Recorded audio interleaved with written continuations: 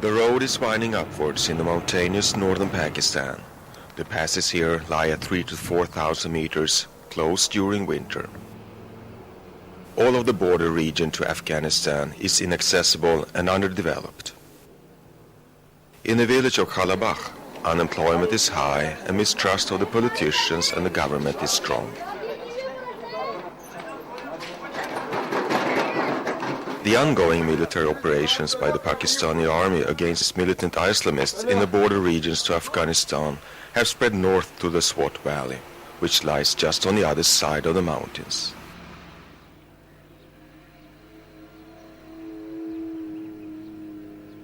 This has made the situation even worse for the people here in Kala Bagh.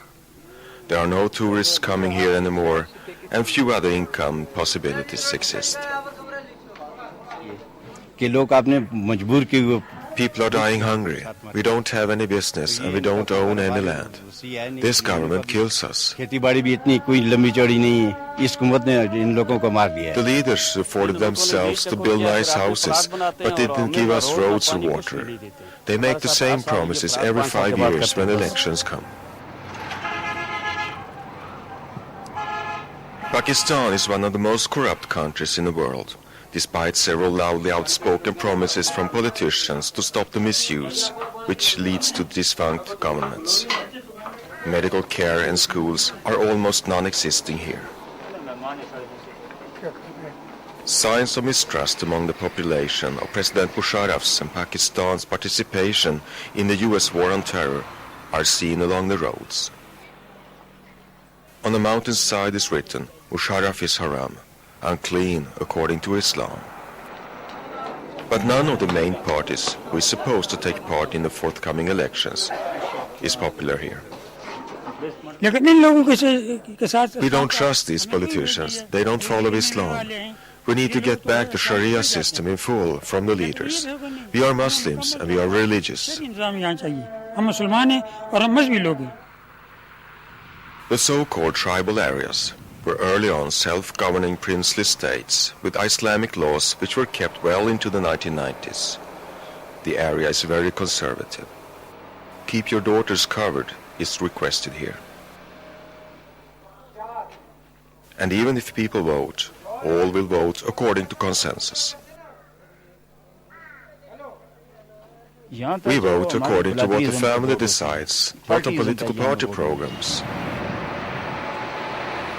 In Akorakatak, along the heavily trafficked road to Peshawar in the northwestern frontier provinces, lies the Haqqani Madrassa, an Islamic religious school. There are more than 1,000 madrassas in Pakistan with different degrees of education, all out of government control. At Haqqani, education in English and computer programming is given, but above all in Islamic studies.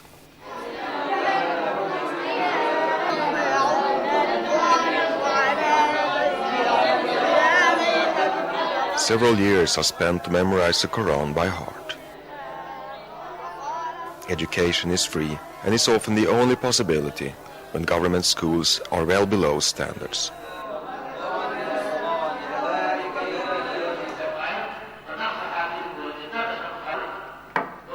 Last year, the school more than doubled its capacity. Over 2,500 students now receive education about Islamic teachings and law. New boarding houses have been financed by funds from inside Pakistan as well as from abroad. The growing popularity is linked to the growing support of the Islamic parties in the frontier provinces, where they now have the political power.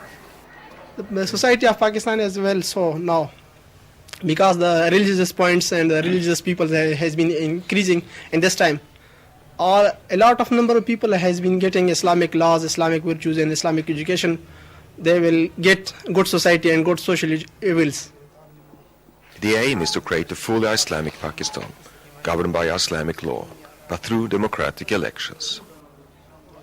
If we want democracy, we should participate in the elections, because if we boycott, the Musharraf-friendly parties will get a majority in the parliament and we will face problems.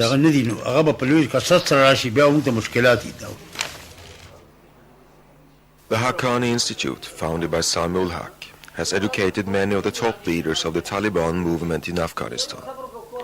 Links to the movement is said to be close, as well as the will to fight against U.S. presence and influence in the region.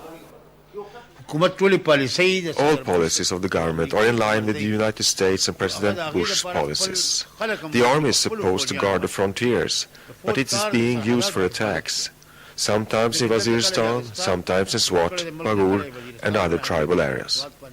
People don't agree with these policies and this US-initiated war on terror, so therefore they are resisting it. Since the army increased operations in the border areas, attacks against security forces and terror acts against civilians have increased significantly.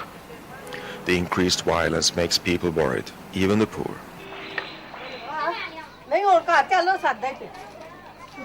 In one of Islamabad's slum areas, Shahid Lal lives with his family.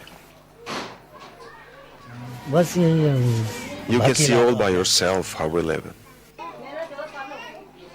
The whole family lives in one room. He works as a painter and earns daily about $5. Because of the bombs, the roads we use are closed, so there is no good business now. We are afraid. Maybe there will be a bomb here.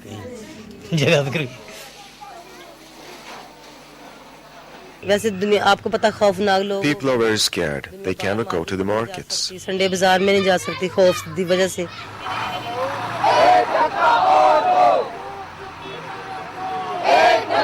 Protest demonstrations against a state of emergency are held almost daily. Hundreds of political opponents, journalists and lawyers were arrested and the Supreme Court was suspended, a clear violation of the Constitution. Many view the crimes against humanity as the most severe in the history of the country.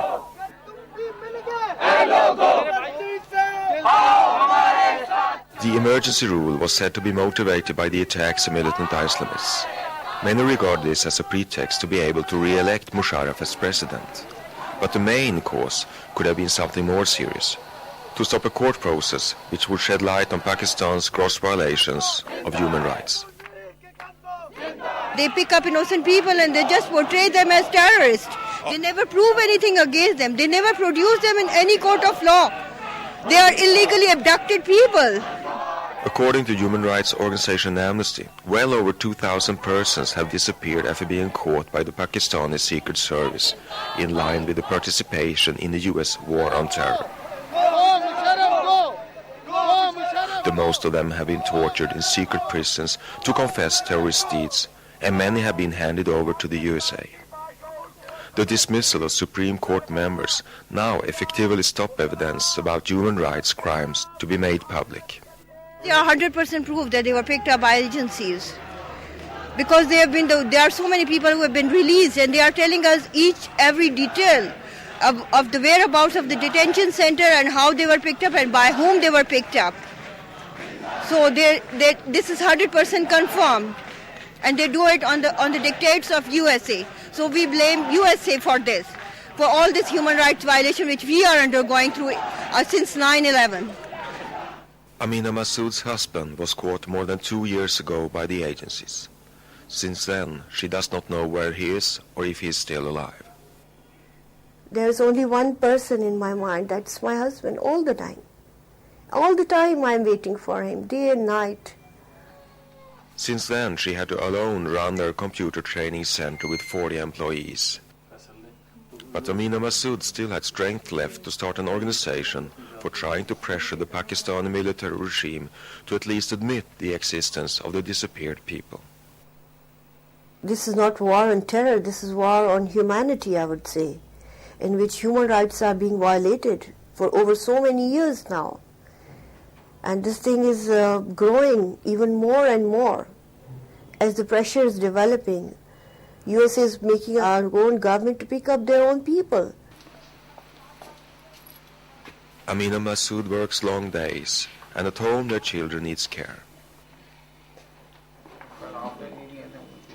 She hopes that her struggle will make it possible for a civilian government to break the worsening trend of crimes against humanity Pakistan has seen for the last years. And demands for a change are increasing. We hope to make a strong alliance of all these forces which are like rising up these days in Pakistan, and they are asserting themselves that no way, without judiciary, no, we cannot compromise. No party is acceptable to us who is not going to restore the judiciary.